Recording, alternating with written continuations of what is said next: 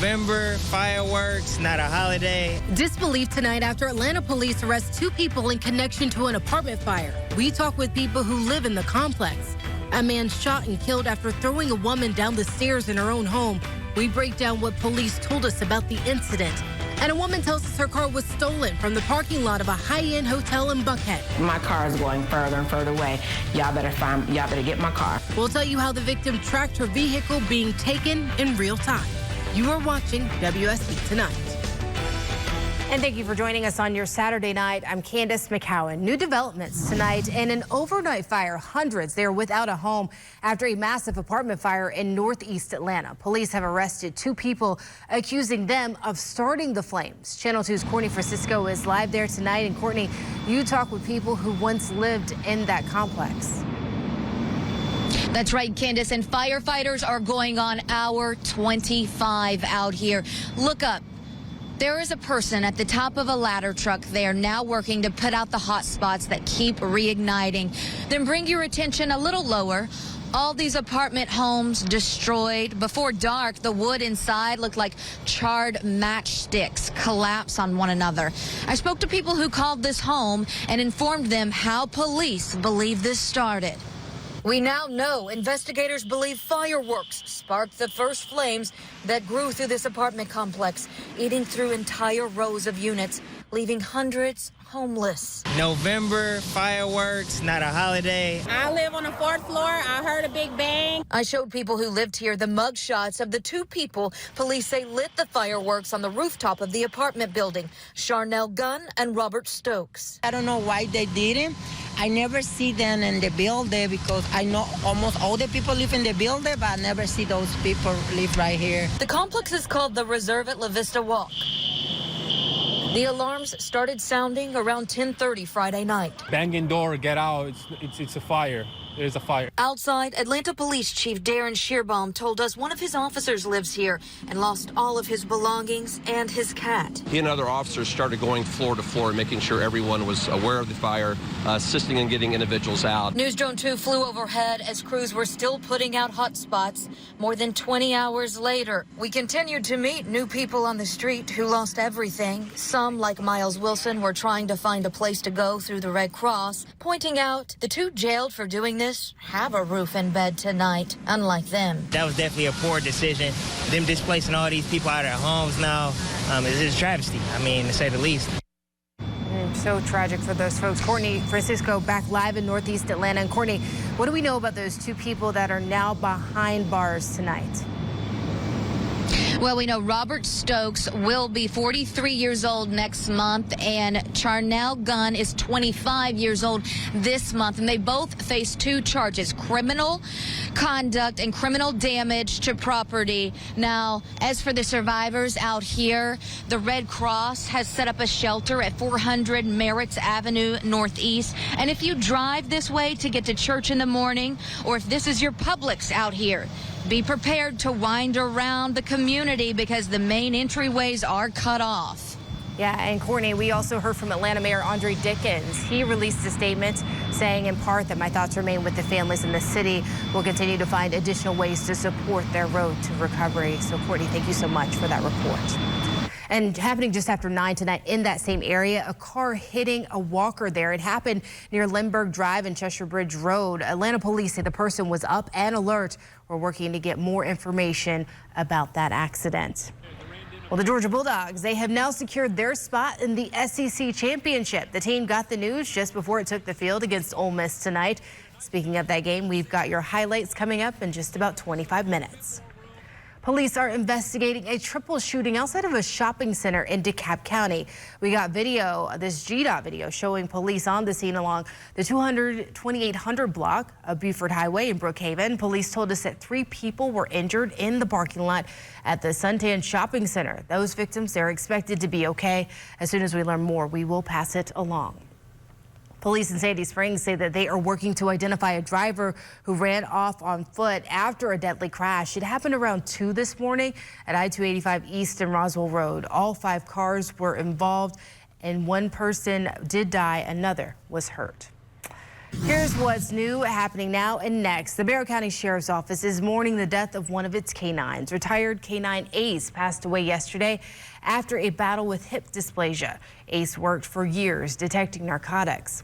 Happening now, the Fulton County School Board. They are keeping its current superintendent, Mike Looney. The board voted to extend his contract until November of 2026. Looney's new contract projects a 7-year tenure, which is a rare for a superintendent in a large metro Atlanta school district recently.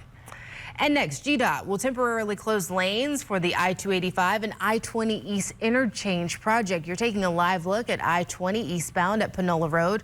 Starting tomorrow night at 7 p.m., the single right lane and right shoulder, they will be closed to Farrington Road. That closure lasts until Monday morning at 6. New tonight, a man is dead after Hall County Sheriff's Office SWAT officer shot and killed him. Investigators say he pointed his weapon at them during a standoff in a Flowery Branch neighborhood. It started early this morning on Samoa Way, and Channel 2's Larry Sproul has more from that scene. Yeah, and Hall County deputies say tonight that man is dead after he assaulted a woman inside of her home and then threw her down the stairs. Let me step out of the way so you can still see a very active scene out here at this very hour. Deputies say that woman was able to escape from her home, but that suspect did not leave. For hours Saturday, Hall County Sheriff deputies and SWAT officers blocked off this area of Samoa Way and Flowery Branch for hours after a man was shot and killed by SWAT officers. Deputies say it all started around 6:45 Saturday morning when a woman claimed a man assaulted her inside her home and then tossed her down some stairs. Investigators tell Channel 2 Action News the suspect had a gun and would not let the victim leave. She did escape, but the suspect would not leave the home. Deputies say they tried to talk to the suspect on the phone for more than 2 hours, but nothing worked. A neighbor sent me this video of the moment SWAT officers were called to the scene. Around noon Saturday, the suspect walked out the house naked and fired his gun at SWAT officers. 2 officers fired back and killed the suspect. Per agency protocol, the 2 deputies who fired their weapons are on administrative leave. The GBI is investigating this case. As of right now, the suspect's name has not been released. Reporting in Hall County, Larry Sproul, WSB Tonight. We are just weeks away from opening statements in the RICO case against Young Thug and his co-defendants. This week, a judge decided that YSL lyrics can be used as evidence in the trial. Young Thug, whose real name is Jeffrey Williams' attorney, argued that using the lyrics targets his rights to free speech. But the judge did not agree. Some in the music industry, they're concerned about the larger implications of using the lyrics against the defendants.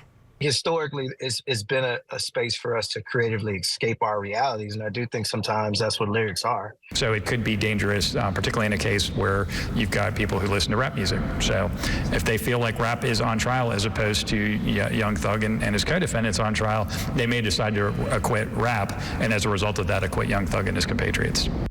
Opening statements are set to begin by the end of the month. The family of a Georgia nurse killed in a crash 8 years ago. They are honoring her life with a new business. Emily Clark was a junior at Georgia Southern. She's one of 5 nursing students that were killed along I-16 in Bryan County back in 2015.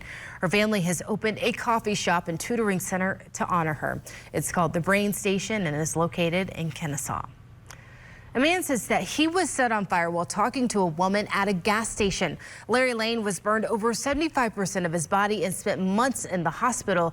Channel 2's Tom Jones talked with the man who says that the gas station needs to do more to protect its customers. The feeling, the flames, the sound of the fire, you know, it was sad. It pains Larry Lane to think about the moment a man set him on fire. Did you think you were going to die? Oh, definitely. Especially when I woke up. Lane was in a coma after he suffered burns over 75% of his body. He spent 7 months in the hospital.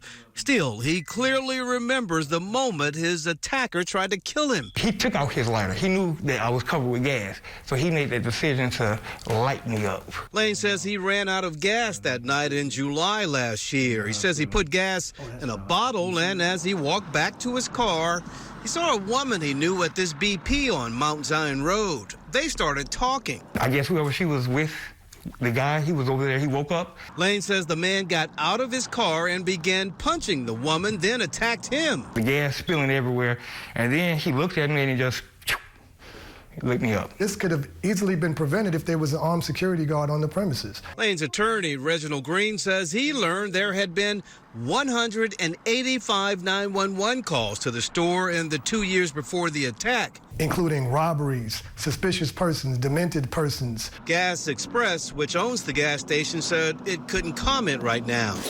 Meanwhile, Lane says his body will never be the same. He's still seeing doctors. And the scary part is they haven't found the guy. I'm Tom Jones reporting for WSB Tonight. Well, it was a damp Saturday for us, and I'm still tracking a few rain showers out there this evening. We'll time out when the rain comes to an end and when that sunshine returns coming up. More explosions today on the Gaza Strip as the Israel-Hamas war continues. We break down the latest, including calls for an immediate end to military operations in Gaza. Another victim comes forward telling Channel 2 Action News about her car being stolen from a high-end hotel in Buckhead. How she says she was able to track her car down.